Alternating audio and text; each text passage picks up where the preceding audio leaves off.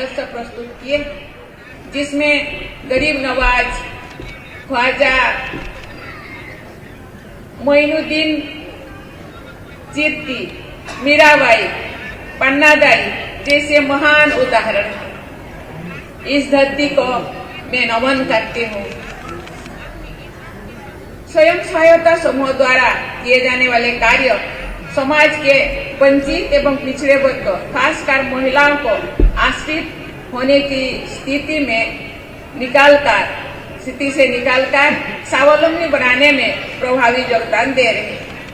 इसीलिए इस कार्यक्रम को संबोधित करते हुए मुझे हार्दिक प्रसन्नता हो रही है।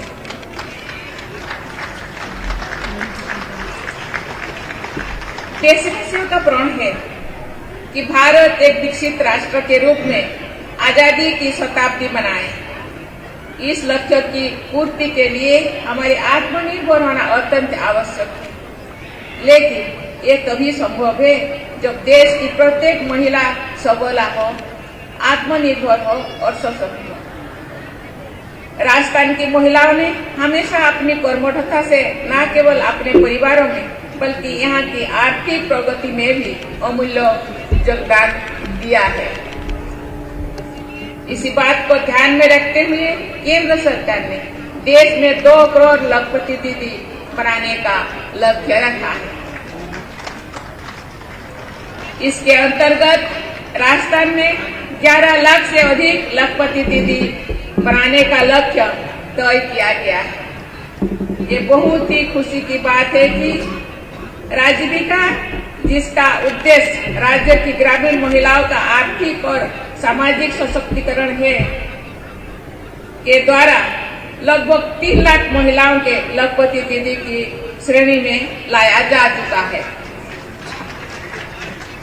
इस संदर्भ में रूमा देवी का मैं उल्लेख करना चाहूंगी, जो एक ग्रामीण परिवार से ही आती है और राजीविका की ब्रांड एम्बेसडर बन चुकी है। उनके लिए एक बड़ा ताली तो हो जाए। उन्होंने सेल्फ हेल्प ग्रुप्स के माध्यम से अनेक महिलाओं की आगे बढ़ने और स्वावलंबी बनने में मदद की है। वो अपनी प्रतिभा के बल पर देश का नाम दुनिया में रोशन कर रही है। बेटियों और सज्जनों, महिला सशक्तिकरण अपने आप में महत्वपूर्ण है। महिला सशक्तिकरण और महिलाओं की वर्कफोर्स में समान भागीदारी सामाजिक और आर्थिक प्रगति में भी अहम योगदान देती है। कोई भी देश अपने 50% आबादी की उपेक्षा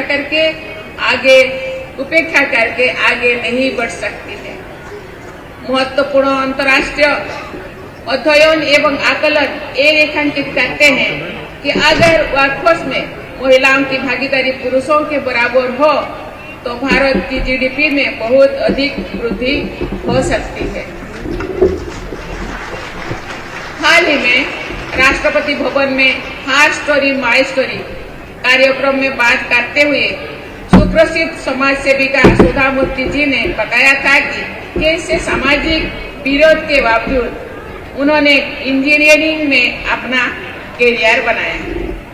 भारत का इतिहास ऐसे असंख्य उदाहरण से भरा हुआ, जहां महिलाओं ने समाज के निर्माण में अपना बहुमूल्य योगदान दिया है। इस स्टेज में आने से पहले मैं जो स्वयं सहायता बहनों का द्वारा यहाँ जो स्टॉल है, वहां में एक से पूछा वो महीने में या साल में क्या क्या कैसे वो रोजगार करते हैं। मैं तो सुन के हैरान हूँ।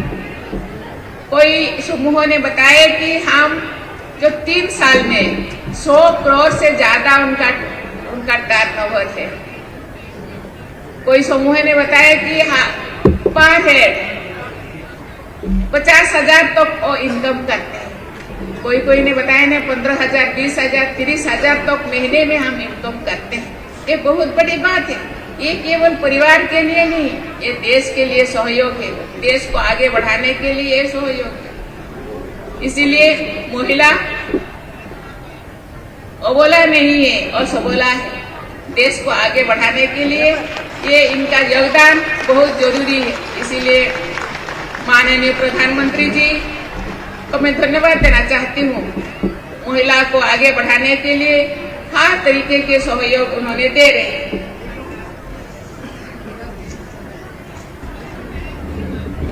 चाहे वैदिक काल में गर्गी हो, मैत्री हो या मध्यकालीन भारत में शक्ति काव्यधारा के प्रवाहित करने वाली महान महिला विभूतियों हो अथवा आधुनिक युग में सावित्री बाई फुले और रानी गाइडुनल्लू हो, भारत की संस्कृति और समाज में महिला बराबर की भागीदारी रही है।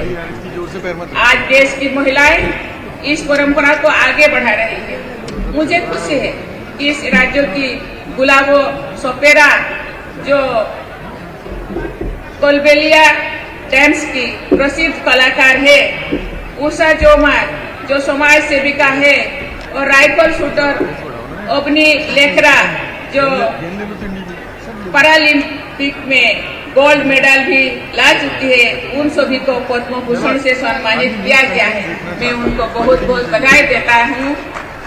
मैं सबको अनुरोध करूँ उनके लिए आप थोड़ा ताली बजाइए। हम उनसे सीख सकते हैं, प्रेरणा ले सकते हैं और उनसे प्रेरणा ले करके आगे बढ़ सकते हैं। मैं आज इला भट्ट जी का भी जिक्र करना चाहूँगी, जिन्होंने सेल्फ एम्प्लॉयड वुमेन एसोसिएशन, जिसको सेवा कहा जाता है, की स्थापना की। आज सेवा के 20 लाख से अधिक सदस्य हैं। इलाजी ने महिलाओं को न केवल आर्थिक रूप से आत्मनिर्भर बनाया है, बल्कि सामाजिक दृष्टिकोण को बदलने और भेदभाव को मिटाने में भी महत्वपूर्ण योगदान दिया है। मुझे बताया गया है कि गैर सरकारी संस्थान सृजन की मदद से राजस्थान के पाली जिले में कास्टर्ड एप्पल के खरीद, प्रसंस्करण और विपणन के लिए घूमर महिला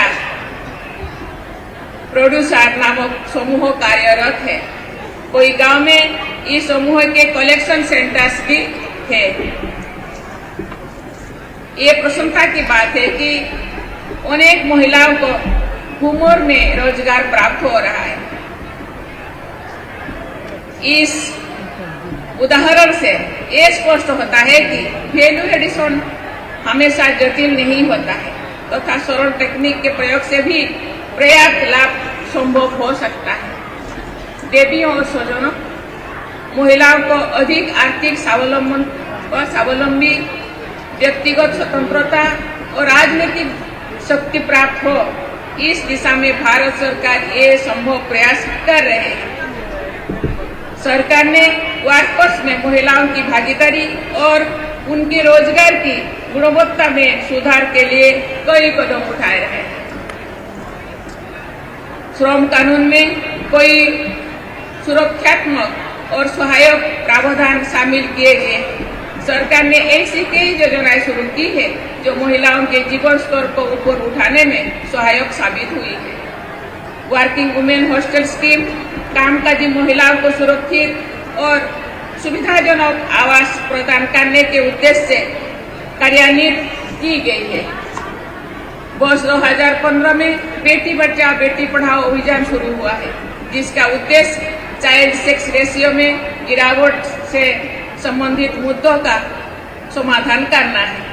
हमें सुनिश्चित करना है कि देश का प्रत्येक नागरिक आर्थिक और सामाजिक रूप से सशक्त हो। इसके लिए आवश्यक है कि जेंडर गैप की खाई को जल्द से जल्द भरा जाए। सरकार ने न केवल महिलाओं के सामाजिक और आर्थिक विकास के लिए कई कदम उठाए हैं, बल्कि राजनीतिक भागीदारी सुनिश्चित करने की दिशा में भी बड़ा कदम उठाया है। हाल ही में नारी शक्ति बंधन अधिनियम पर पारित किया गया है, जिसमें महिलाओं के लिए लोकसभा और विधानसभा में 1/3 सीटें आरक्षित करने का प्रावधान है। लेकिन अभी महिला सशक्तिकरण की यात्रा में बहुत आगे जाना है।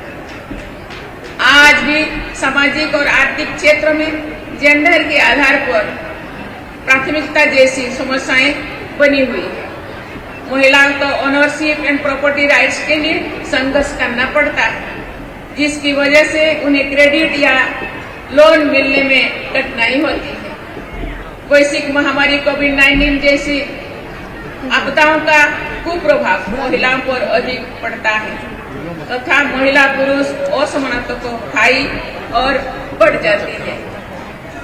देवियों और सज्जनों, महिलाएं आर्थिक विकास को गति प्रदान करें तथा वुमेन लीड डेवलपमेंट के सोच को कार्य रूप दे, ये सबकी जिम्मेदारी है।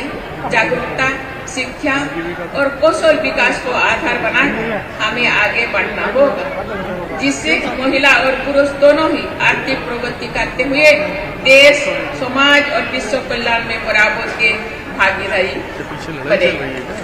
मुझे विश्वास है कि इस लखपति दीदी सम्मेलन में महिला सशक्तिकरण और समावेशी आर्थिक विकास को प्रोत्साहन मिलेगा। मैं कामना करती हूँ कि सभी बहनें आर्थिक रूप से समृद्ध और सामाजिक रूप से सशक्त होते हुए राजस्थान और भारत की प्रगति में अपना योगदान देते रहेगी। इसी के साथ ही मैं पुनः आप सभी को बहुत बहुत धन्यवाद दे करके मैं आखिरी वाणी को विराम देती हूँ। जय हिंद, जय भारत, जय नारी शक्ति। आपके पावन सानिध्य और प्रेरक